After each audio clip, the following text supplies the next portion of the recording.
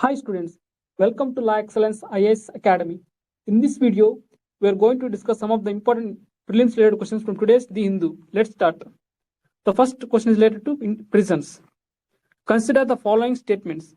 Which of the following is true? 1. In India, prisons are managed by state governments with their own rules and regulations for the day-to-day administration of prisons. 2.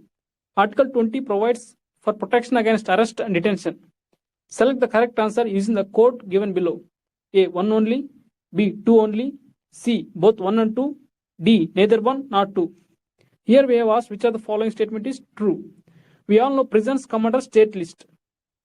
So the prisons are managed wholly by the state government. So the statement 1 is true. The statement 2 is false. As Article 22 provides protection against arrest and detention. Article 22. If any person is arrested, he must be presented before magistrate within 24 hours. And he must be informed about the grounds of arrest, why he was arrested. Grounds of arrest. So here the correct answer is 1 only. Consider the following statements. The preamble contains the terms liberty of thought and expression. 2. Article 19 provides for freedom of speech and expression. 3. The state cannot impose any restrictions on the exercise of free speech by citizens. How many of the above statements are false?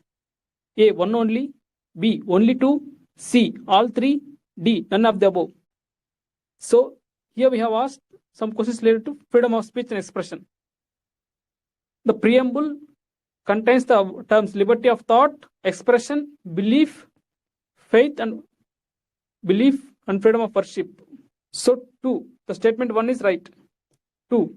Article 19 provides for freedom of speech and expression. It is also right. 3. The state cannot impose. The statement 3 is false because state can impose restrictions. Suppose what are the restrictions?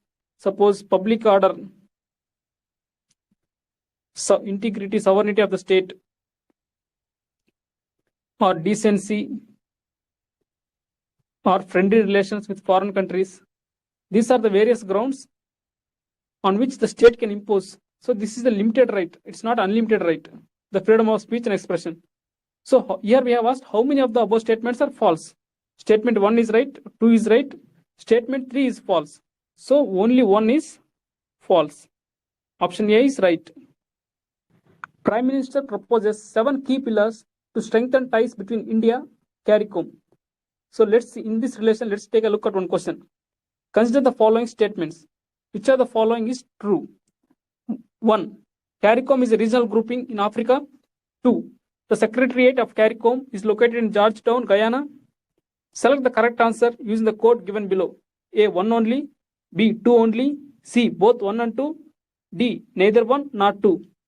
CARICOM is a regional grouping in Caribbean. Actually, the CARICOM full form is Caribbean Community. Caribbean Community. So Secretariat of CARICOM is located in Georgetown, Guyana. It is right. The statement 1 is false because it is regional grouping in Caribbean region. It is aimed at promoting economic cooperation among the member countries. Around 15 countries are there. So the answer for this is select the correct answer. B. 2 only. Justice Krishna Kumar was appointed as the new Chief Justice of Manipur High Court. In this relation, let's take a look at one question. Consider the following statements. Statement 1. Governor is consulted by the Chief Justice of India while appointing the judges of the concerned state High Court. 2. Chief Justice of High Court continues to be in the office until 65 years of age. 3. A distinguished jurist in the opinion of President of India can be appointed as a High Court judge. How many of the above statements are false? A. Only 1. B. Only 2. C. All 3. D. None of the above. So here we have asked something related to High Court. So governor is consulted by the President while appointing the judges of the concerned state High Court, not the Chief, consulted by President, not Chief Justice of India. Chief Justice of India continues to be in office until 62 years of age. The statement 3 is false. So a distinguished jurist in the opinion of President can be appointed as Supreme Court judge, not High Court judge. So in order to become a High Court judge, first one needs to be a citizen of India. and he must have hold 10-year judicial office or 10-year of as advocate in a high court. So how many of the above statements are false? Statement 1 is false. Statement 2 is false. Statement 3 is false. So all three are false. So option C is the correct. The last and final question is related to GM crops. GM crops can help fight hunger depending on the farming method. So in this relation, let's take a look. The Genetic Engineering Appraisal Committee, which approves the introduction of genetically modified crops, works under A. Ministry of Agriculture and Farmers Welfare, B. Ministry of Trade and Commerce, C. Ministry of Environment, Forests and Climate Change, D. Department of Atomic Energy.